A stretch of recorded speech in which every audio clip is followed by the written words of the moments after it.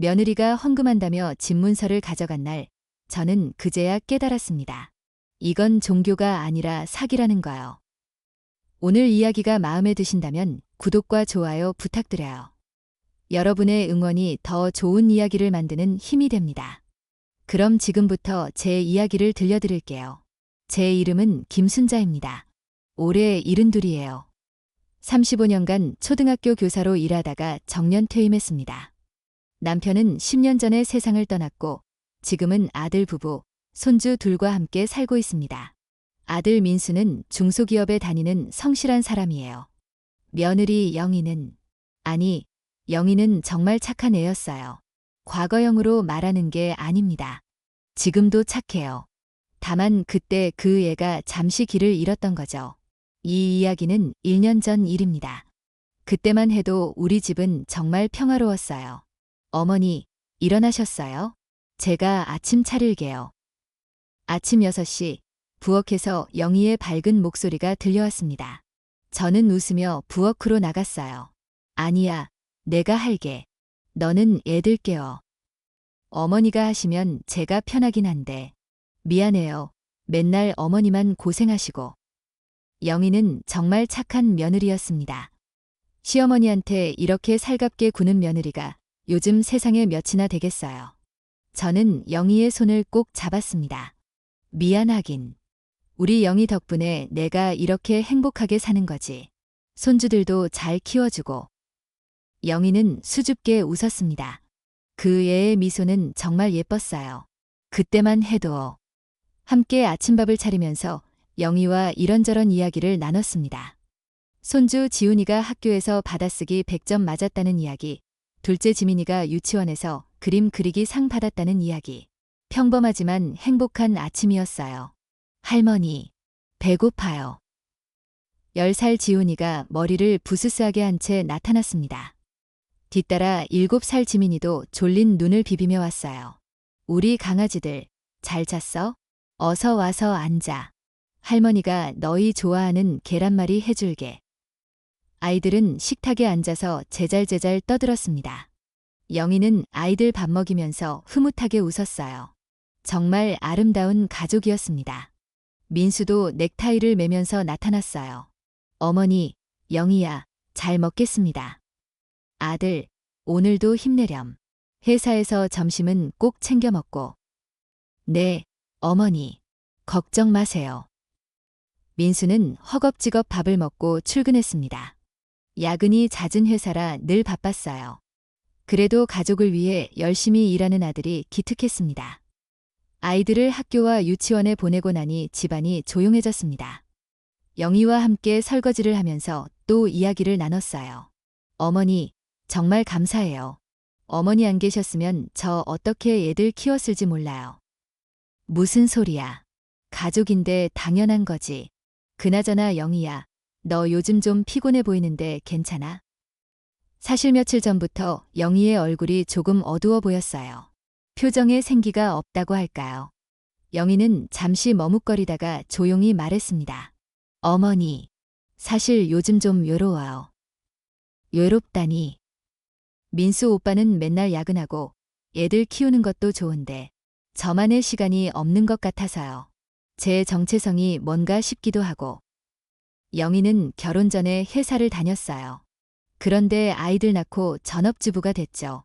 그 애가 이런 마음을 품고 있었던 줄 몰랐습니다. 저는 영희의 손을 잡았어요. 영희야, 내가 그런 마음 먹고 있었구나. 미안하다. 내가 좀 더 신경 써줄 걸. 아니에요, 어머니. 어머니는 정말 잘해주세요. 제가 너무 욕심 부리는 것 같아요. 욕심이 아니야. 사람은 누구나 자기 시간이 필요한 거야. 영희야, 내가 하고 싶은 거 있으면 해. 애들은 내가 봐줄게. 정말요? 영희의 눈이 반짝였습니다. 그럼 취미 생활이든 뭐든 해봐. 내가 행복해야 애들도 행복하잖아. 영희는 환하게 웃었어요. 그때 저는 정말 영희를 위한다고 생각했습니다. 하지만 그게 잘못된 시작이었던 거예요. 그로부터 일주일 후였습니다. 어머니, 저 좋은 모임 찾았어요. 영희가 들뜬 표정으로 말했습니다. 그렇게 기뻐하는 영희를 오랜만에 봤어요. 무슨 모임인데? 일종의 힐링 모임이라고 해야 하나. 비슷한 처지의 사람들이 모여서 이야기도 나누고 명상도 하고 그래요. 친구 소개로 알게 됐는데 정말 좋대요. 그래. 그럼 다녀와. 좋은 친구들 사귀고 와.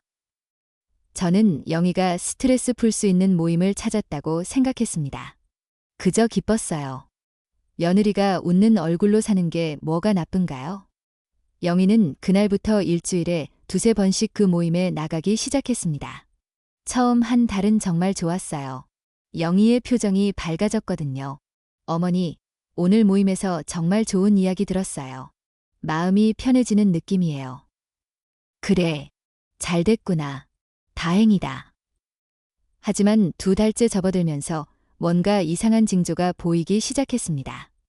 영희가 아침에 일어나질 못하는 거예요.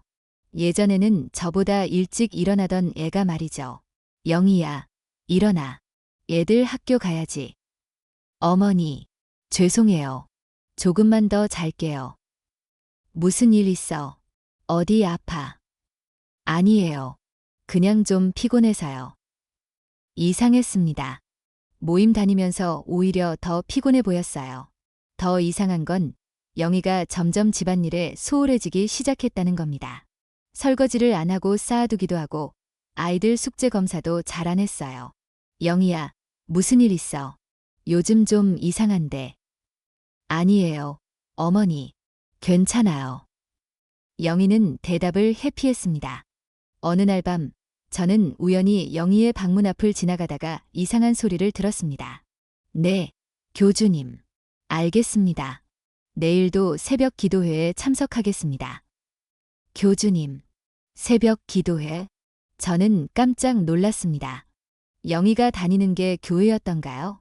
영희는 원래 종교가 없었는데 다음 날 아침 저는 조심스럽게 물었습니다. 영희야, 너 요즘 교회 다녀? 영희는 잠시 당황한 표정을 지었어요. 아, 네, 비슷한 거예요. 비슷한 거. 무슨 교회인데? 빛의 치유 교회요. 작은 교회예요. 그래. 종교 생활하는 건 좋은데 너무 무리하지는 마. 새벽 기도회까지 나간다며? 영희는 놀란 표정으로 저를 봤습니다. 어떻게 아셨어요? 어제 지나가다 들었어. 영희야, 새벽에 나가면 몸이 힘들잖아. 애들도 돌봐야 하고. 어머니, 걱정 마세요. 제가 알아서 할게요. 영희의 목소리가 조금 날카로워졌습니다. 평소엔 부드러운 애였는데 말이죠. 그날 이후로 영희는 정말로 새벽마다 나가기 시작했습니다. 새벽 4시에 일어나서 5시에 나가고 아침 7시쯤 돌아왔어요. 영희야, 이러다 쓰러지겠어. 제발 좀 쉬어.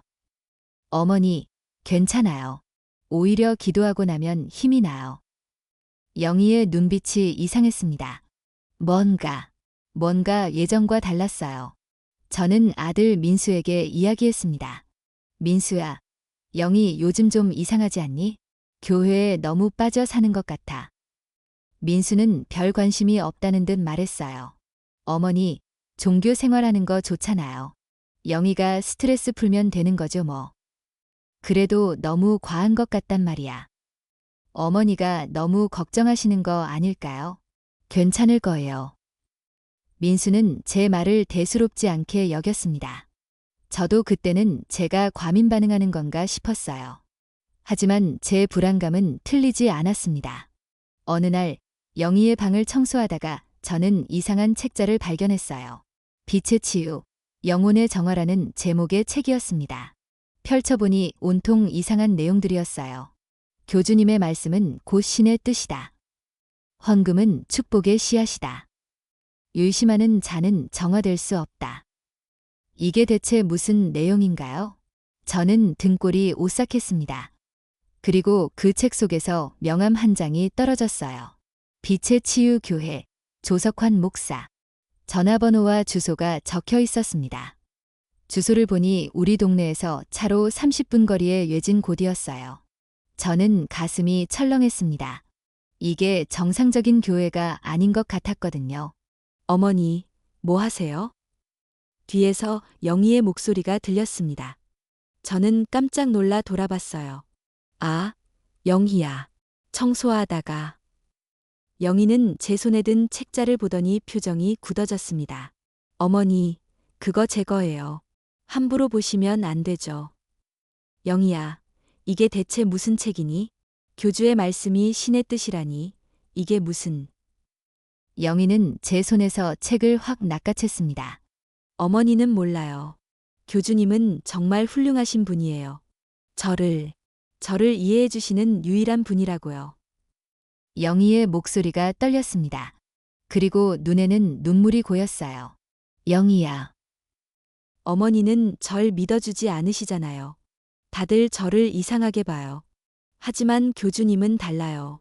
저를 있는 그대로 받아주세요. 저는 할 말을 잃었습니다. 영희가 이렇게 감정적으로 나올 줄 몰랐거든요. 영희야, 나는 널 믿어. 다만 그 교회가 걱정돼서. 교회는 아무 문제 없어요. 어머니가 오해하시는 거예요. 영희는 책자를 꼭 안고 방으로 들어가 버렸습니다. 문을 닫는 소리가 유난히 크게 들렸어요. 저는 한동안 그 자리에 서 있었습니다. 가슴이 답답했어요. 뭔가 크게 잘못되고 있다는 느낌이 들었거든요. 그날 밤 손주 지훈이가 저에게 다가왔습니다. 할머니, 예, 우리 지훈이. 무슨 일 있어? 엄마가 요즘 이상해요. 우리랑 안 놀아주고 맨날 전화만 해요. 어제는 제가 말 걸었는데 못 들은 척했어. 10살짜리 아이가 이렇게 말하다니 제 마음이 찢어지는 것 같았습니다. 지훈아, 엄마가 요즘 좀 바쁘신가 봐. 걱정 마. 할머니가 있잖아. 할머니, 엄마 아프신 거 아니죠? 아니야, 괜찮으실 거야. 저는 지훈이를 꼭 안아줬습니다. 하지만 제 마음속에는 불안이 점점 커져만 갔어요. 며칠 후 저는 영희의 핸드폰에서 알 수 없는 번호로 수십 통의 전화가 온 걸 우연히 봤습니다.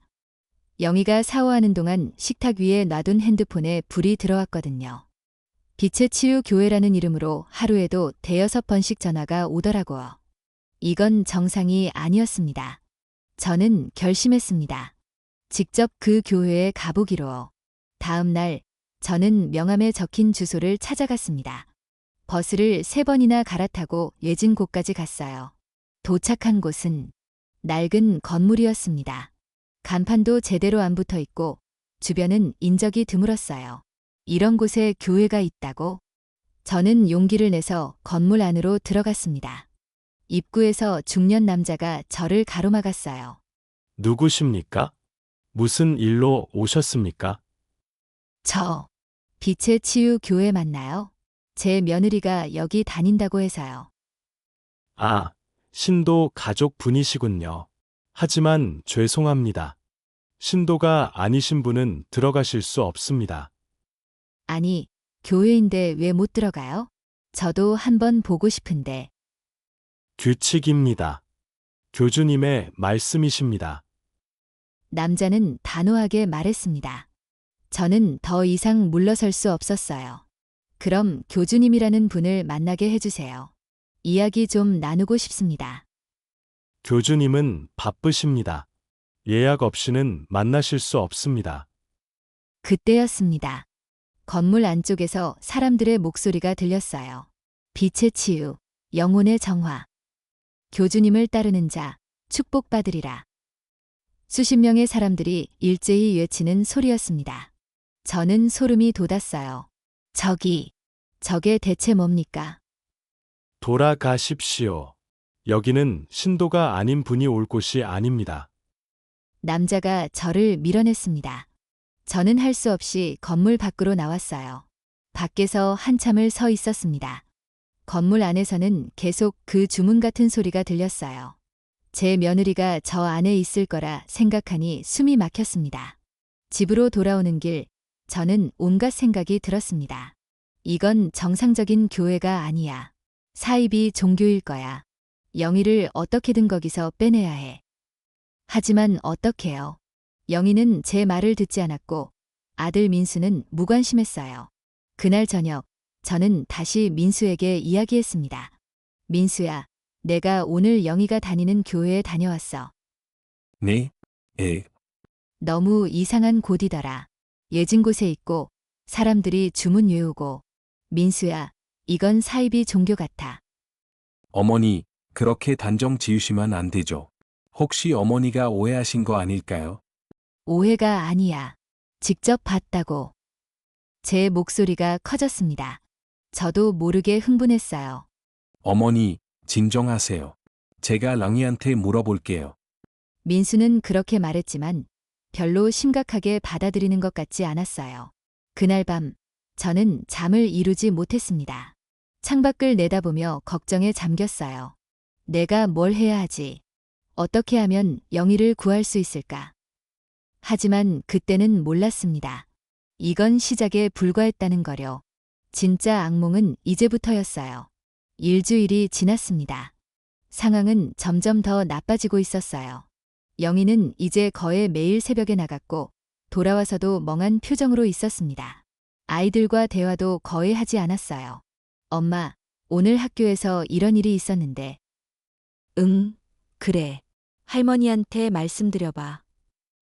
영희는 핸드폰만 보면서 대충 대답했습니다. 지훈이의 표정이 어두워지는 게 보였어요. 그날 오후 통장 정리를 하던 중에 저는 깜짝 놀랐습니다. 생활비 통장에서 500만 원이 빠져나간 거예요. 이게 대체 어떻게 된 일이지? 저는 황급히 영희를 불렀습니다. 영희야, 잠깐 이리 와봐.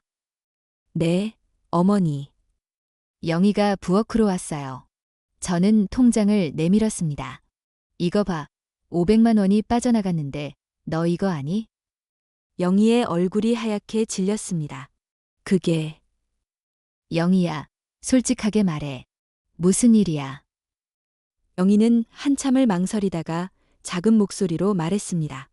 죄송해요, 어머니. 제가 급한 곳에 썼어요. 급한 곳.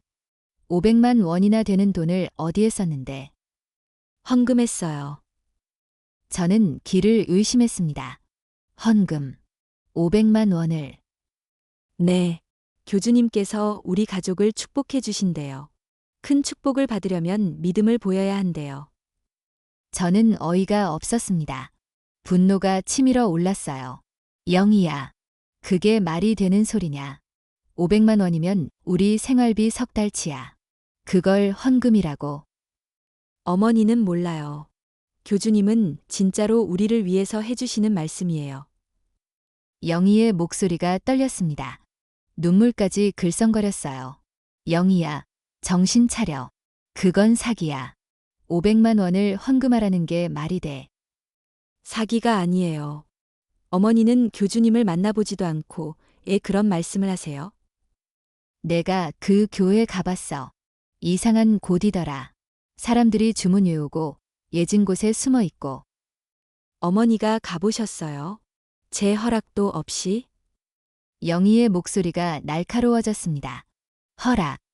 며느리가 이상한 곳 다니는데 내가 가봐야지. 어머니는 저를 믿어주지 않으시잖아요. 다들 절 이상하게 봐요.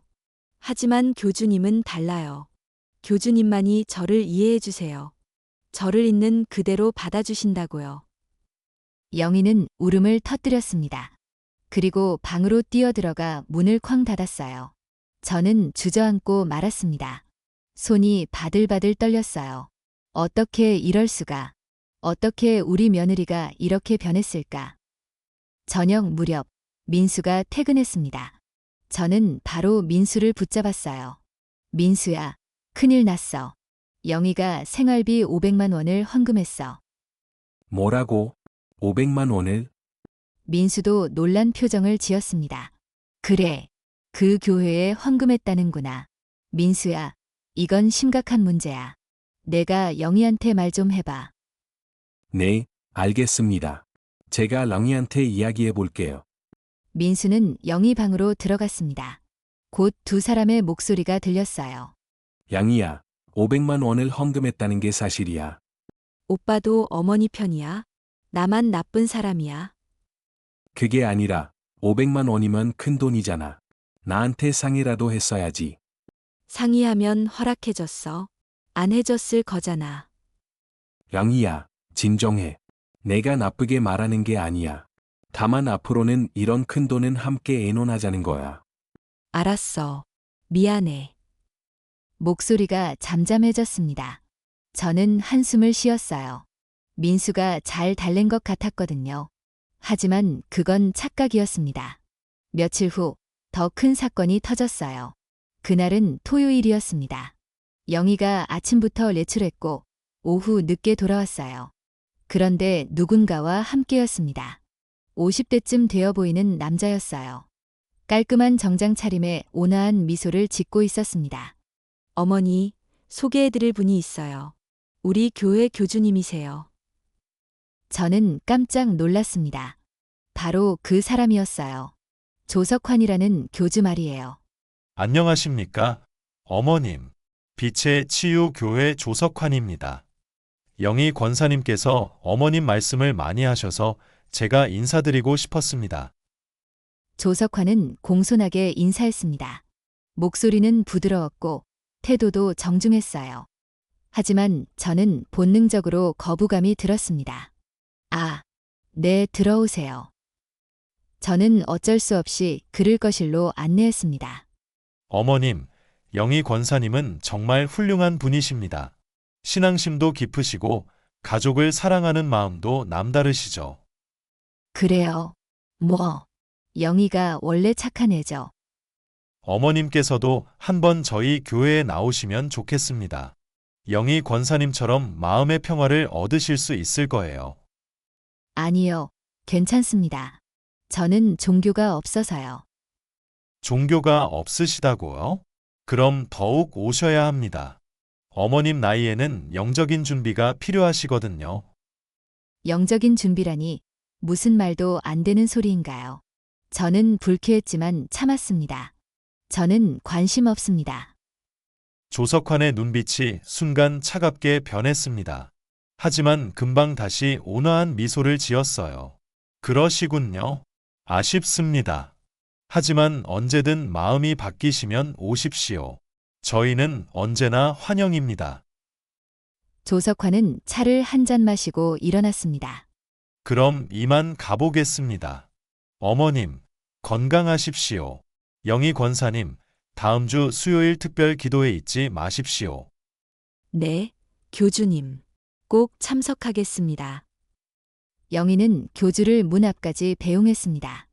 그 모습을 보니 속이 뒤집혔어요. 교주가 떠난 후 저는 영희에게 물었습니다. 영희야, 왜 그 사람을 집에 데려왔니? 교주님께서 어머니를 걱정하셔서요. 어머니도 영적인 치유가 필요하다고 하셨어요. 영적인 치유. 나한텐 필요 없어. 그리고 앞으로 그 사람 집에 데려오지 마. 어머니, 영희의 목소리가 높아졌습니다. 교주님은 훌륭하신 분이에요. 어머니가 편견을 갖고 계신 거예요. 저는 더 이상 참을 수 없었습니다. 편견이 아니야. 내가 봤을 때 그 사람은 이상해. 500만 원씩 헌금하라는 게 정상이냐? 그건 축복의 씨앗이에요. 저희 가족을 위한 거라고요. 축복의 씨앗은 무슨? 그냥 사기야. 어머니는 정말 너무하세요. 영희는 울면서 방으로 들어갔습니다. 그날 밤 손주 지민이가 제 방으로 왔어요. 할머니, 엄마랑 할머니 왜 싸워요? 7살짜리가 걱정스러운 표정으로 물었습니다. 지민아, 괜찮아. 어른들 얘기야. 엄마가 우는 소리 들었어요. 할머니, 엄마한테 미안하다고 해주세요.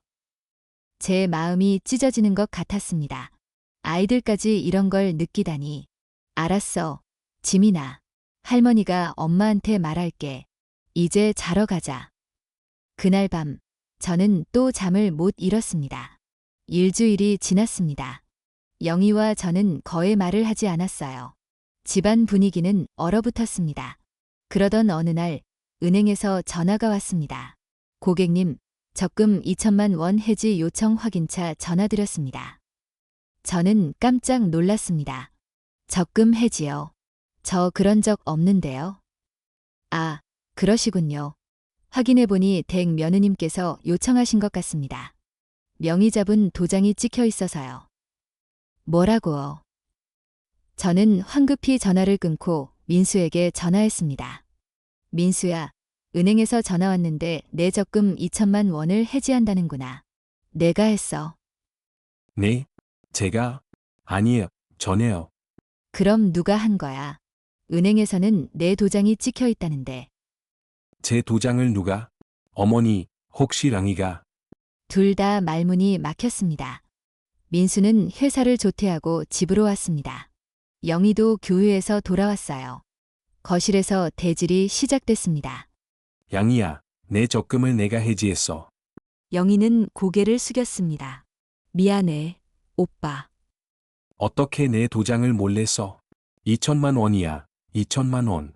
우리 결혼할 때부터 모은 돈이라고. 정말 미안해. 하지만 꼭 필요했어. 교회에서. 또 교회야, 또 헌금이야. 민수의 목소리가 터져 나왔습니다. 온순한 민수가 이렇게 화내는 건 처음 봤어요. 교주님께서 말씀하셨어. 더 큰 축복을 위해서는 더 큰 믿음이 필요하다고. 2천만 원을 헌금하면 우리 가족에게 10배의 축복이 온대. 10배의 축복, 그게 말이 된다고 생각해? 양이야, 정신 차려. 오빠는 날 믿지 않는구나. 어머니처럼. 믿고 안 믿고의 문제가 아니야. 이건 명백한 사기라고. 사기가 아니에요. 교주님은 진심으로 우릴 위해 주시는 거예요. 그래? 그렇게 진심이면 애 돈을 누구해? 애 2,700만 원씩이나 가져갔어. 그건 헌금이에요. 하나님께 드리는 거예요. 하나님이 돈이 필요해. 양이야, 제발 정신 좀 차려. 오빠가 이해 못하는 거예요. 영적인 세계는 오빠가 모르는 거라고요. 저는 더 이상 참을 수 없었습니다. 영희야, 그만해. 넌 지금 세뇌당한 거야. 그 교주라는 사람이 널 이용하고 있는 거라고. 세뇌가 아니에요. 교주님은 이혼하자. 민수의 입에서 충격적인 말이 나왔습니다. 저도, 영희도 얼어붙었어요. 뭐라고? 이혼하자. 난 더 이상 못 참겠어. 내가 그 교회 계속 다닐 거면 우리 같이 못 살아. 오빠. 선택해. 교회냐, 가족이나. 긴 침묵이 흘렀습니다. 영희는 떨리는 목소리로 말했습니다. 저는 교회를 포기할 수 없어요. 교주님을 버릴 수 없어요. 그 순간 저는 모든 게 끝났다고 생각했습니다. 민수는 주먹으로 벽을 쳤습니다. 좋아. 그럼 당장 짐 싸서 나가. 알았어. 영희는 방으로 들어가 짐을 싸기 시작했습니다. 저는 말릴 힘도 없었어요. 1시간 후, 영희는 가방을 들고 나왔습니다. 애들은 잘 부탁드려요. 애들 생각은 안 해? 생각해요. 하지만 지금은 교회가 더 필요해요. 영희는 문을 열고 나갔습니다. 손주 지훈이가 울면서 뛰쳐나왔어요. 엄마 어디가? 가지 마. 하지만 영희는 돌아보지 않았습니다. 엘리베이터를 타고 내려갔어요. 지훈이는 제 품에 안겨 울었습니다. 지민이도 무슨 일인지 모르고 따라 울었어요. 저는 두 아이를 꼭 안았습니다. 눈물이 흘러내렸어요. 어쩌다가 이렇게 됐을까? 그날 밤, 집안은 통곡으로 가득했습니다. 하지만 저는 몰랐습니다. 이건 시작일 뿐이라는 거려. 더 큰 악몽이 기다리고 있다는 걸 말이에요. 영희가 집을 나간 지 일주일이 지났습니다. 그 일주일은 지옥 같았어요.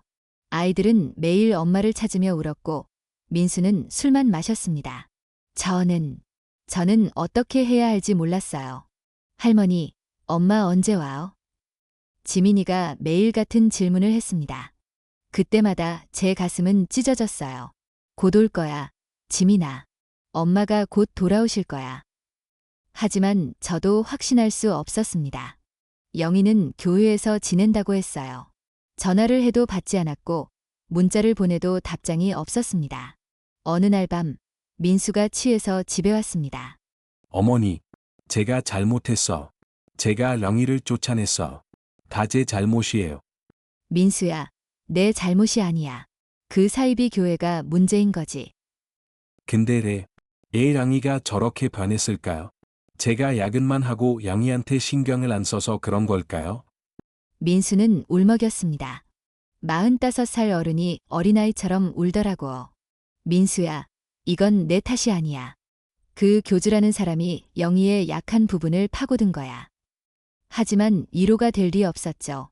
그로부터 사흘 후 영희에게서 전화가 왔습니다. 저는 얼른 받았어요. 영희야, 어디 있어? 괜찮아. 어머니, 저 내일 집에 갈게요. 애들 얼굴 보고 싶어서요. 그래, 빨리 와. 얘들이 얼마나 보고 싶어 하는데. 다음 날 오후, 영희가 집에 왔습니다. 아이들은 환호성을 지르며 영희에게 달려들었어요. 엄마, 엄마, 영희는 아이들을 꼭 안았습니다. 눈물을 흘리면서요. 지훈아, 지민아, 미안해. 엄마가 미안해. 저는 안도의 한숨을 쉬었습니다. 영희가 정신을 차린 건가 싶었거든요. 영희야, 이제 집에 들어올 거지? 그런데 영희는 고개를 저었습니다. 아니에요.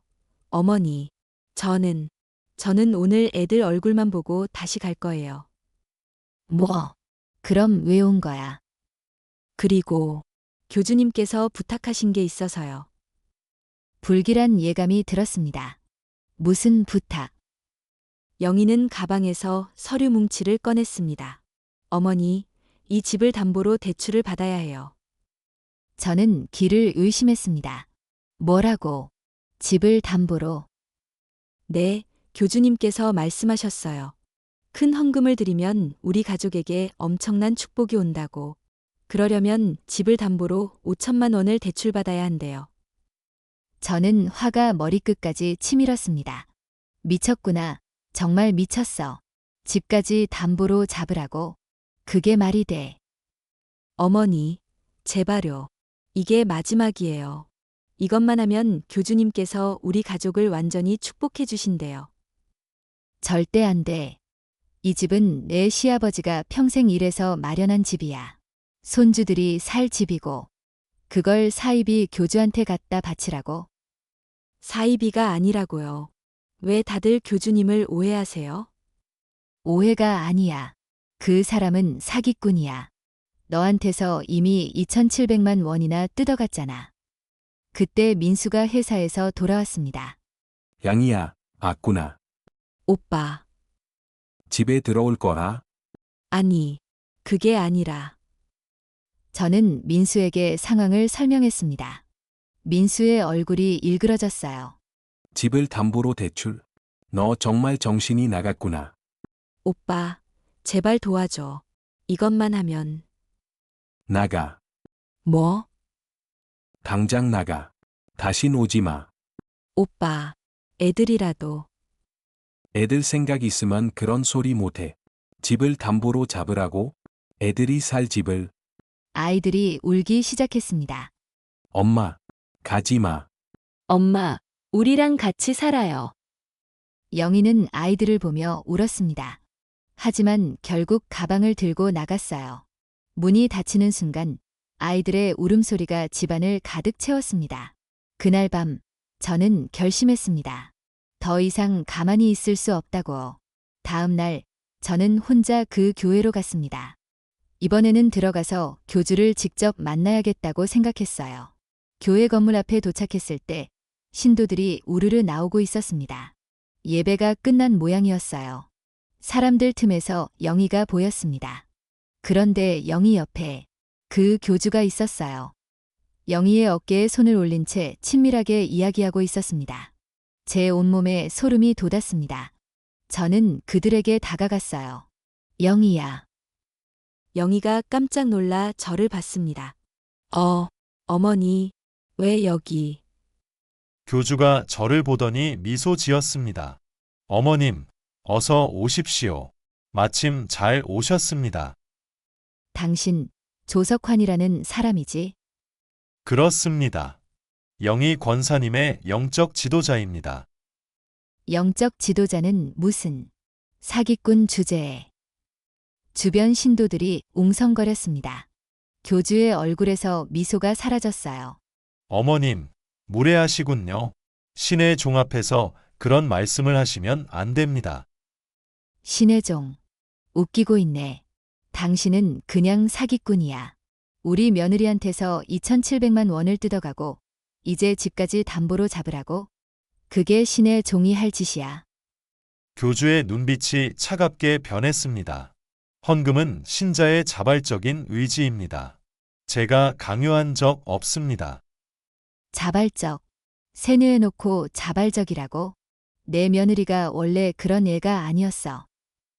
영희가 제 팔을 잡았습니다. 어머니, 그만하세요. 제발요. 영희야, 정신 차려. 저 사람은 너를 이용하고 있어. 교주가 한 걸음 다가왔습니다. 위협적인 목소리로 말했어요. 어머님, 이곳은 신성한 장소입니다. 더 이상 소란 피우시면 신고하겠습니다. 신고. 내가 신고할 거야. 당신을 사기죄로. 사기죄요? 증거 있습니까? 모든 헌금은 자발적이었고 영수증도 다 있습니다. 법적으로 아무 문제 없습니다. 교주는 비웃듯 말했습니다. 그리고 어머님, 한 가지 경고하겠습니다. 영희 권사님을 방해하시면 그 결과는 어머님이 책임지셔야 합니다.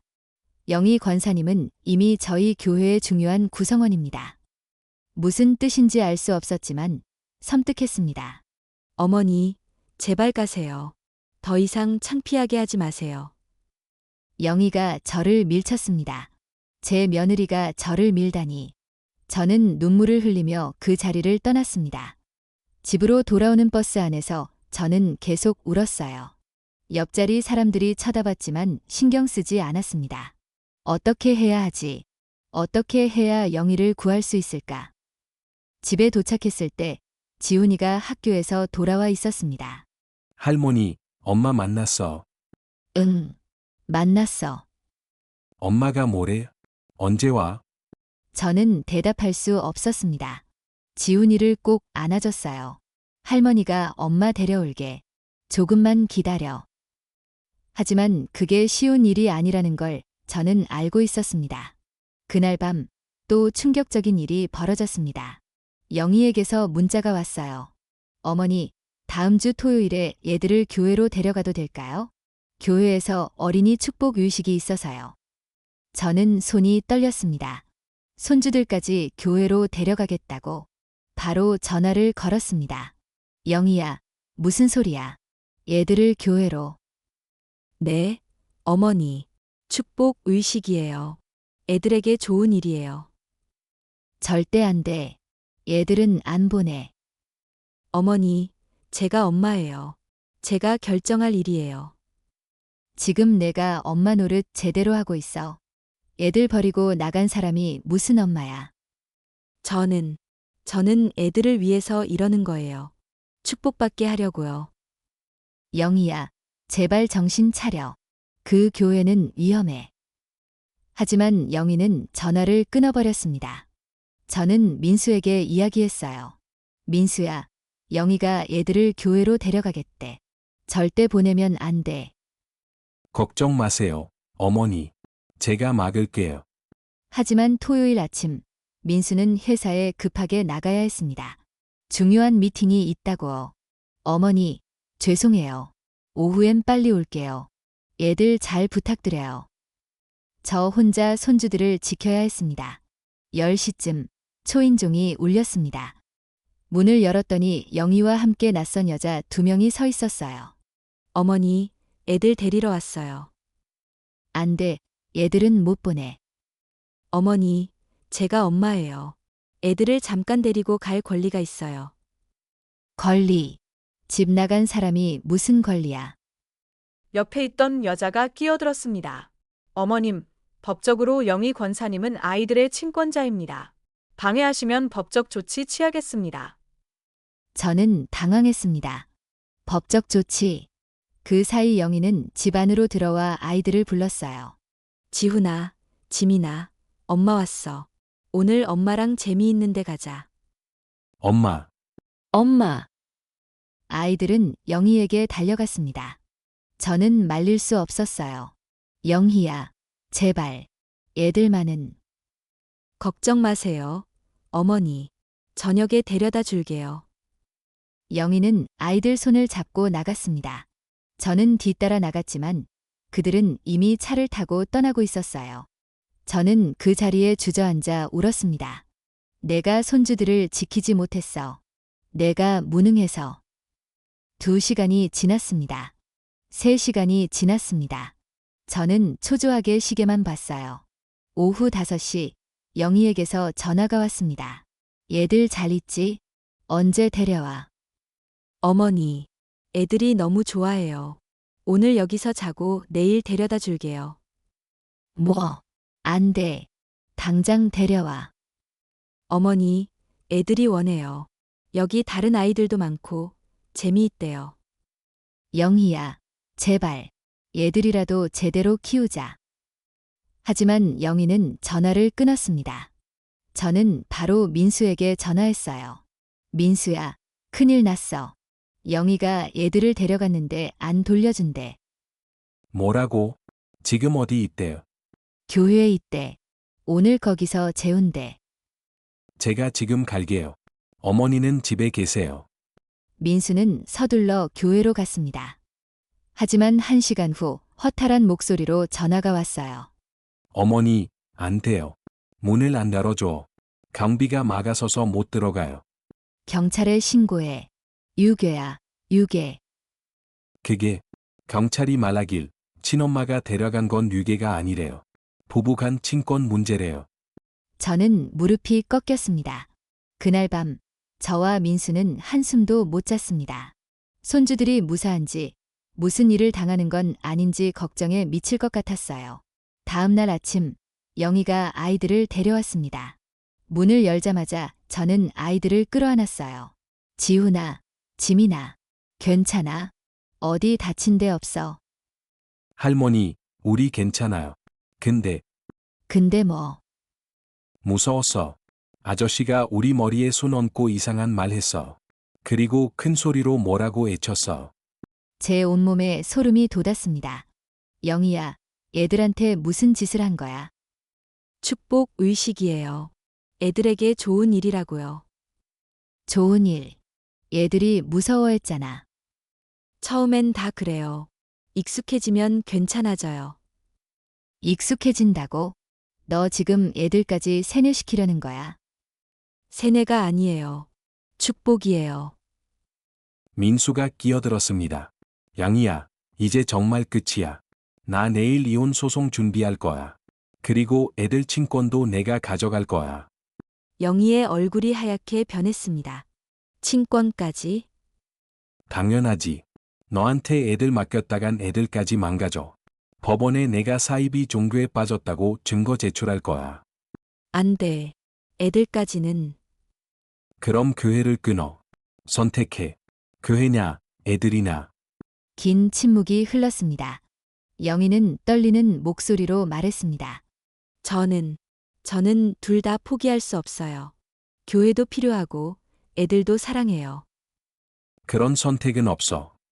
그럼 차라리 애들을 저희 교회로 데려갈게요. 거기서 함께 살면 되잖아요. 저는 기가 막혔습니다. 너 미쳤구나. 정말 미쳤어. 당장 나가. 다신 얼씬도 하지 마. 민수가 영희를 밀어냈습니다. 영희는 울면서 나갔어요. 문이 닫힌 후 민수는 바닥에 주저앉았습니다. 어머니, 어떻게 해야 해요? 정말 어떻게 해야 해요? 저도 대답할 수 없었습니다. 아이들은 방에서 울고 있었고 저희는 속수무책이었어요. 그날 밤 저는 텔레비전을 보다가 뉴스를 봤습니다. 사이비 종교 피해자 급증, 가족 해체 사례 잇따라 뉴스 앵커가 말했습니다. 최근 사이비 종교로 인한 가정 파탄 사례가 늘고 있습니다. 전문가들은 가족의 적극적인 개입과 법적 대응이 필요하다고 조언합니다. 피해자 가족 모임에 연락하시면 도움을 받으실 수 있습니다. 화면에 전화번호가 떴습니다. 저는 급히 종이에 번호를 적었어요. 이거다. 이게 희망이다. 작은 빛이 보였습니다. 아주 작은 희망의 빛이요. 저는 결심했습니다. 내일 당장 그 모임에 전화하겠다고. 영희를 포기하지 않겠다고. 손주들을 지키고 며느리를 구하고 우리 가족을 되찾겠다고. 비록 지금은 암흑 같지만 포기하지 않으면 길이 보일 거라고 믿었습니다. 다음 날 아침 저는 떨리는 손으로 전화를 걸었습니다. 뉴스에서 본 피해자 가족 모임 번호였어요. 여보세요.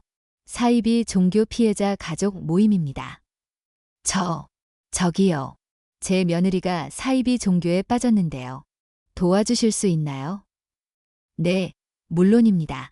어디로 오실 수 있으세요? 1시간 후, 저는 모임 사무실에 앉아 있었습니다. 작은 사무실이었지만 따뜻한 느낌이 들었어요. 어머님, 처음 뵙겠습니다. 저는 이정희라고 합니다. 이 모임 대표예요. 이정희는 40대 후반쯤 되어 보이는 여성이었습니다. 눈빛이 강했지만 따뜻했어요. 저도 어머님처럼 가족을 잃었습니다. 5년 전 제 남편이 사이비 종교에 빠졌었어요. 모든 재산을 헌금하고 결국 교주 따라 해외로 떠났죠. 지금도 소식이 없어요. 세상에. 하지만 저는 포기하지 않았어요. 이렇게 모임을 만들어서 같은 피해를 입은 분들을 돕고 있습니다. 어머님, 며느님은 어떤 교회에 다니시나요? 빛의 치유 교회라는 곳입니다. 조석환이라는 사람이 교주예요. 이정희의 표정이 굳어졌습니다. 조석환, 그 사람 알아요. 아주 악질이죠. 알고 계세요? 네, 저희가 추적하고 있는 사기꾼입니다. 조석환은 본명이 조만수예요. 전과 3범이고 여러 지역에서 같은 수법으로 사기쳤어요. 이정희는 서랍에서 파일을 꺼냈습니다. 조석환의 전력이 빽빽하게 적혀 있었어요. 이 사람은 주로 외로운 중년 여성들을 타겟으로 합니다. 처음엔 친절하게 다가가서 심리적으로 의존하게 만들죠. 그러고 나서 서서히 돈을 뜯어내요. 그럼 경찰에 신고하면 되지 않나요?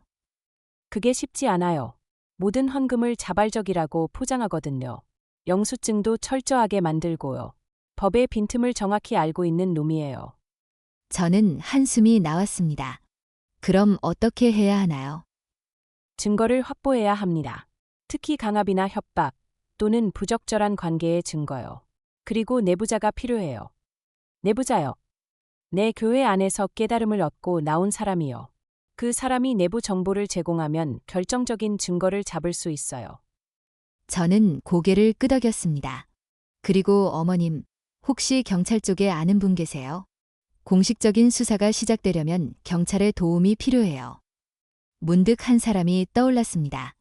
제자 중에 경찰이 된 애가 있어요. 박 형사라고. 그럼 완벽하네요.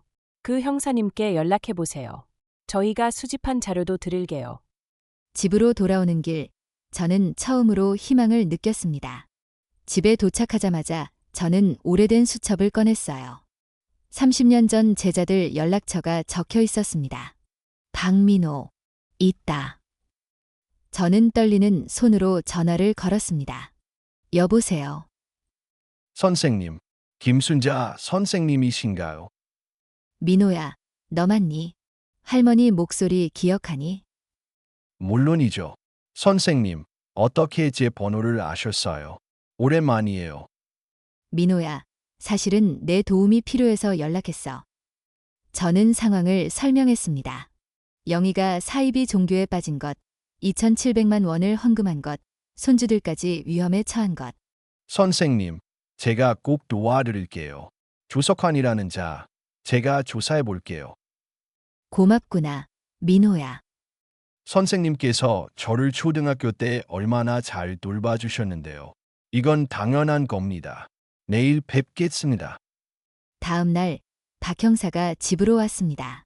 30년 만에 보는 제자였어요. 이제 40이 넘었지만 여전히 착한 눈빛을 갖고 있었습니다. 선생님, 건강하시죠? 세월이 정말 많이 흘렀네요. 그래, 민호야. 잘 자랐구나. 경찰까지 되고. 선생님 덕분입니다. 조석환 건 제가 비공식적으로 조사해봤습니다. 박 형사는 서류를 꺼냈습니다. 조석환, 본명 조만수, 52세 사기죄로 3차례 실형받았습니다. 출소 후 이름 바꾸고 종교 사기로 업종 변경했어요. 역시 사기꾼이었군요. 네, 그런데 이자가 정말 교활해요. 모든 헌금을 자발적 기부로 이장하고 계약서까지 작성해요. 법적으로 건드리기 어렵습니다. 그럼 어떻게 하죠? 내부 증거가 필요합니다. 특히 협박이나 강요의 증거 또는 성범죄 증거요. 피해자 진술도 중요하고. 성범죄요. 네, 이런 사이비 교주들은 10중 8구 여신도들과 부적절한 관계를 맺어요. 그게 가장 확실한 증거가 됩니다. 저는 몸서리가 쳐졌습니다. 혹시 영희도? 선생님, 걱정 마세요. 제가 최선을 다해서 조사하겠습니다. 그리고 이정희 씨 모임과도 협력하겠습니다. 그날 저녁, 이정희에게서 전화가 왔습니다. 어머님, 좋은 소식이 있어요. 빛의 치유 교회에서 최근에 탈퇴한 신도를 찾았어요. 정말요? 네, 40대 여성인데 자기도 피해자예요. 만나보시겠어요?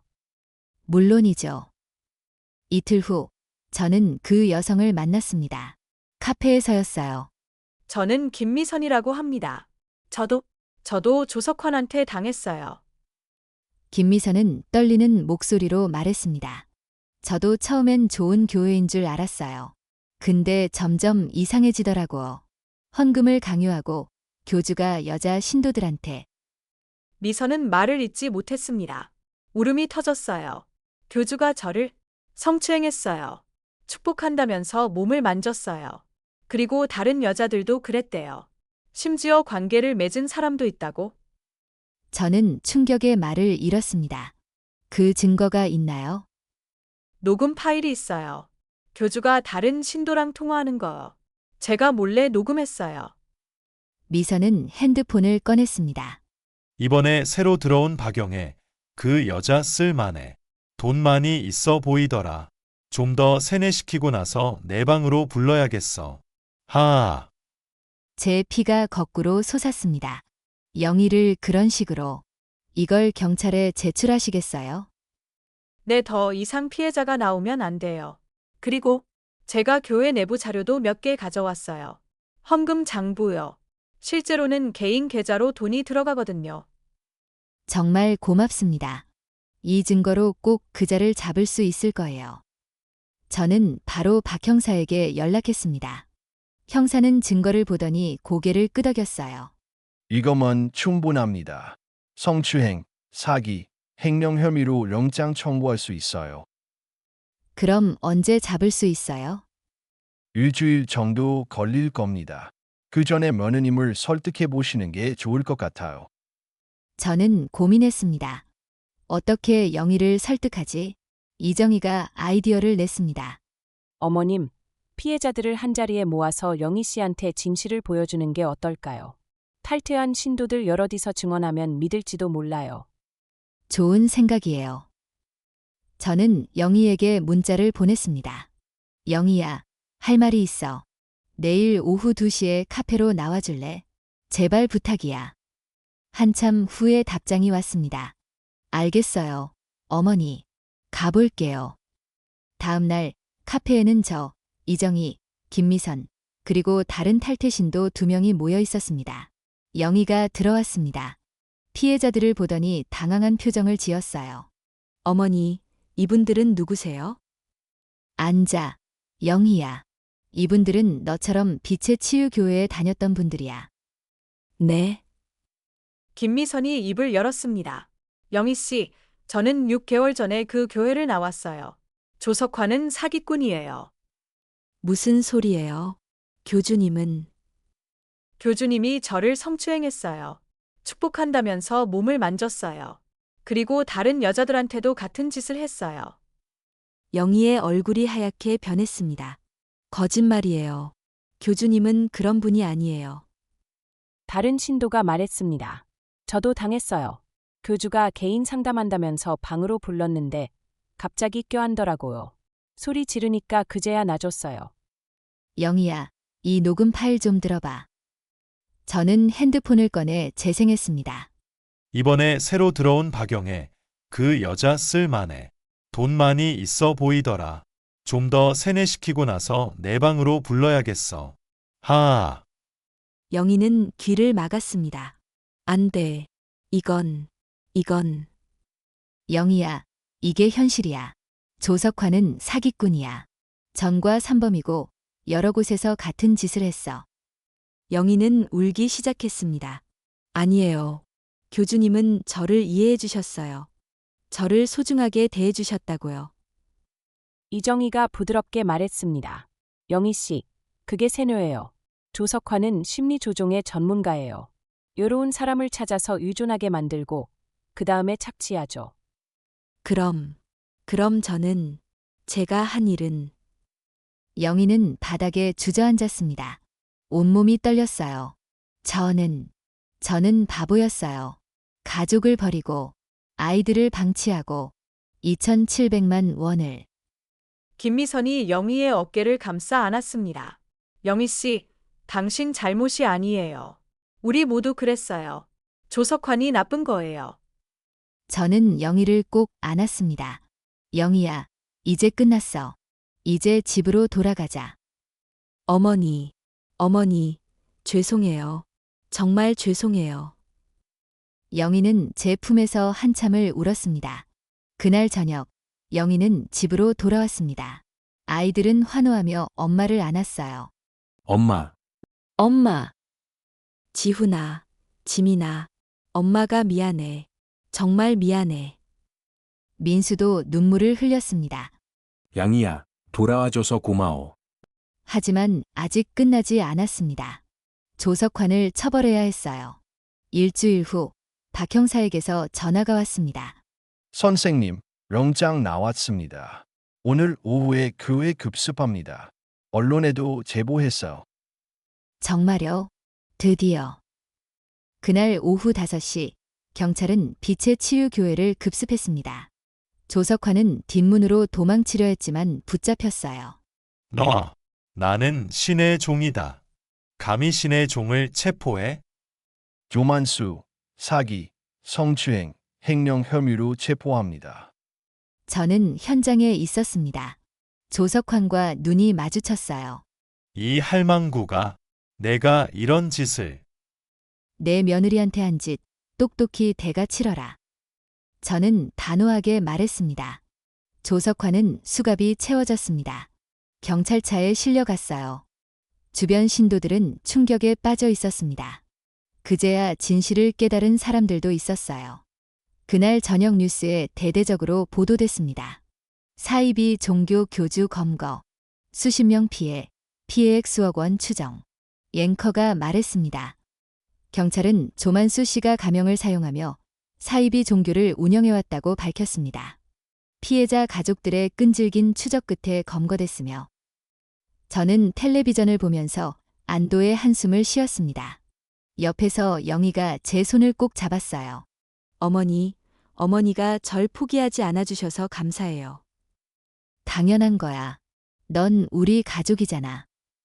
손주들도 옆에 모여 앉았습니다. 민수도 함께였어요. 오랜만에 온 가족이 함께 있었습니다. 비록 상처는 컸지만 이제 치유의 시간이 시작될 것 같았어요. 조석환의 재판이 시작됐습니다. 법정에는 수십 명의 피해자들이 모여 있었어요. 저와 영희도 증인석에 섰습니다. 판사 앞에 선 조석환은 더 이상 위험 있는 교주가 아니었습니다. 그저 초라한 사기꾼일 뿐이었어요. 검사가 물었습니다. 피고인은 피해자들을 상대로 헌금을 강요하고 성추행한 사실을 인정합니까? 저는 단지 신자들을 구원하려 했을 뿐입니다. 구원이요. 피고인은 사기 전과 삼범입니다. 가명을 사용하며 여러 지역에서 같은 수법을 반복했고요. 조석환은 아무 말도 하지 못했습니다. 영희가 증인으로 나섰습니다. 떨리는 목소리로 증언했어요. 저는 외로웠습니다. 육아에 지쳐 있었고 저 자신을 잃어가는 것 같았어요. 그때 조석환이 다가왔습니다. 처음엔 정말 이해해 주는 것 같았어요. 하지만 점점 돈을 요구했고 제 생각을 조종했습니다. 영희는 울먹였습니다. 2,700만 원을 헌금했습니다. 제 가족이 번 돈을요. 심지어 집까지 담보로 잡으라고 했어요. 제가 거절하지 못한 건 세뇌당했기 때문입니다. 김미선도 증언했습니다. 조석환은 저를 성추행했습니다. 축복한다면서 몸을 만졌고 거부하면 저주받는다고 협박했어요. 재판은 석 달간 진행됐습니다. 최종 선고일, 판사가 판결문을 읽었습니다. 피고인 조만수는 사기, 성추행, 횡령 등의 죄로 징역 7년을 선고합니다. 피해자들에게 총 3억 원을 배상하라. 방청석에서 박수가 터져 나왔습니다. 저도, 영희도, 이정희도 눈물을 흘렸어요. 기쁜 눈물이었습니다. 조석환은 고개를 떨군 채 법정을 떠났습니다. 법정 밖에서 기자들이 몰려들었습니다. 어떤 심정이십니까? 저는 카메라를 향해 말했습니다. 사이비 종교는 외로운 마음을 노립니다. 가족이 이상하다 싶으면 주저하지 말고 도움을 요청하세요. 피해자 가족 모임, 경찰, 언론, 도와줄 곳은 많습니다.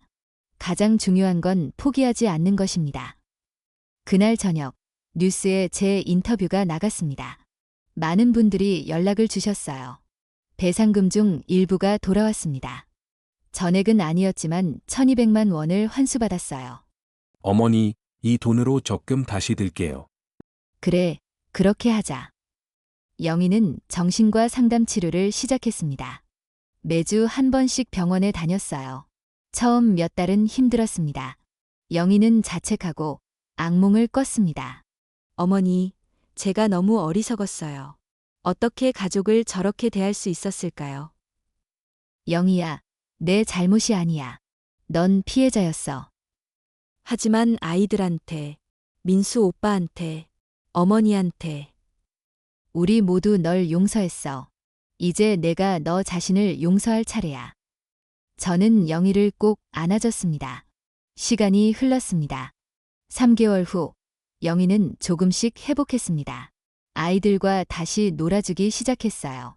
지훈아, 오늘 숙제 뭐야? 수학이요. 엄마, 도와주실 거예요? 그럼 엄마가 같이 해줄게. 그 모습을 보니 가슴이 뭉클했습니다. 6개월 후, 영희는 피해자 가족 모임에 참여하기 시작했습니다. 저도 이제 다른 분들을 도와드리고 싶어요. 제가 당한 일을 다른 사람들은 안 당했으면 좋겠어요. 이정희가 환영했습니다. 영희 씨, 환영해요. 당신 같은 분이 있으면 큰 힘이 됩니다. 저도 함께 활동하기 시작했습니다. 노인회관에서 사이비 종교 예방 강연을 했어요. 어르신 여러분, 사이비 종교는 처음엔 친절하게 다가옵니다. 외로움을 파고들어요. 하지만 점점 돈을 요구하고 가족과 멀어지게 만듭니다. 많은 어르신들이 고개를 끄덕이며 들었습니다. 만약 가족이 이상한 모임에 다닌다면 즉시 대화를 나누세요. 혼자 해결하려 하지 말고 전문가의 도움을 받으세요. 강연이 끝난 후 한 할머니가 다가왔습니다. 선생님, 저희 아들도 이상한 데 빠진 것 같아요. 어떻게 하면 좋을까요? 저는 그분에게 피해자 가족 모임 연락처를 드렸습니다. 여기 연락하세요. 혼자 아니에요. 우리가 함께 도와드릴게요. 1년이 흘렀습니다. 어느 봄날 온 가족이 함께 공원에 소풍을 갔습니다. 벚꽃이 활짝 핀 아름다운 날이었어요. 아이들은 신나게 뛰어놀았고 민수와 영희는 손을 잡고 걸었습니다. 할머니, 저기 그네 타러 가요. 할머니, 저도요. 그래, 가자. 할머니가 밀어줄게. 아이들을 그네에 태우고 밀어주면서 저는 문득 생각했습니다. 힘들었지만 포기하지 않길 잘했어. 영희가 옆으로 다가왔습니다. 어머니, 저 때문에 정말 고생 많으셨어요. 무슨 소리야. 우린 가족이잖아. 어머니가 절 포기하지 않으셨잖아요. 그게 제 인생을 구했어요. 저는 영희의 손을 잡았습니다. 영희야, 가족은 서로 지켜주는 거야. 어떤 일이 있어도. 네, 어머니. 저도 이제 알아요. 진짜 사랑이 뭔지. 민수가 다가왔습니다. 어머니, 감사합니다. 어머니 덕분에 우리 가족이 지켜졌어요. 민수야, 넌 좋은 아들이야. 영희한테도 잘해주고. 물론이죠. 우리 앞으로 더 행복하게 살 거예요. 그날 저녁, 집으로 돌아와서 함께 저녁을 먹었습니다. 식탁에는 영희가 정성스레 차린 음식들이 가득했어요. 어머니, 제가 어머니 좋아하시는 된장찌개 끓였어요. 어머, 영희가 만든 거야? 고맙구나. 할머니, 이거 맛있어. 엄마 요리가 최고야. 온 가족이 웃으며 밥을 먹었습니다. 평범한 일상이었지만 이보다 더 행복할 수 없었어요. 밥을 먹고 나서 저는 손주들을 불렀습니다. 지훈아, 지민아, 할머니가 가르쳐 줄 게 있어. 뭐해, 할머니? 세상에는 나쁜 사람들이 있어. 착한 척하면서 다가오는 사람들 말이야. 무서워요. 할머니. 무서워할 필요는 없어. 다만 조심해야 해. 누가 돈을 달라고 하거나 이상한 말을 하면 꼭 가족한테 말해야 해. 네, 할머니. 꼭 말할게요. 그리고 또 하나. 믿음은 좋은 거지만 맹목적으로 믿으면 안 돼. 항상 스스로 생각하고 판단해야 해. 네, 할머니. 저는 아이들을 꼭 안아줬습니다. 그날 밤 침대에 누워서 저는 지난 1년을 돌아봤습니다. 정말 힘든 시간이었어요. 며느리를 잃을 뻔했고 가족이 무너질 뻔했습니다. 하지만 포기하지 않았어요. 끝까지 싸웠고 결국 이겼습니다. 교사로 살면서 아이들에게 가르쳤어. 포기하지 말라고. 이번에는 내가 실천했구나. 창밖을 보니 달이 밝게 빛나고 있었습니다. 3년이 흘렀습니다. 영희는 완전히 회복했습니다.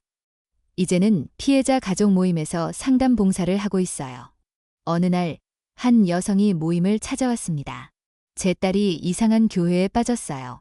어떻게 하면 좋을까요? 영희가 그 여성의 손을 잡았습니다. 포기하지 마세요. 제가 도와드릴게요. 저도 그랬거든요. 저는 그 모습을 보면서 뿌듯했습니다. 영희는 자신의 아픔을 다른 사람을 돕는 데 사용하고 있었어요. 그해 가을, 저는 75번째 생일을 맞았습니다. 가족들이 작은 파티를 열어줬어요. 할머니, 생일 축하해요. 할머니, 오래오래 건강하세요. 영희가 케이크를 들고 왔습니다. 어머니, 75번째 생신 축하드려요. 어머니 덕분에 우리가 여기 있어요. 민수도 말했습니다. 어머니는 우리 가족의 영웅이에요. 저는 눈물을 흘렸습니다. 행복한 눈물이었어요. 고맙다. 다들. 우리 가족이 이렇게 함께 있어서 정말 행복해. 촛불을 끄며 저는 소원을 빌었습니다. 우리 가족이 영원히 행복하게 해주세요.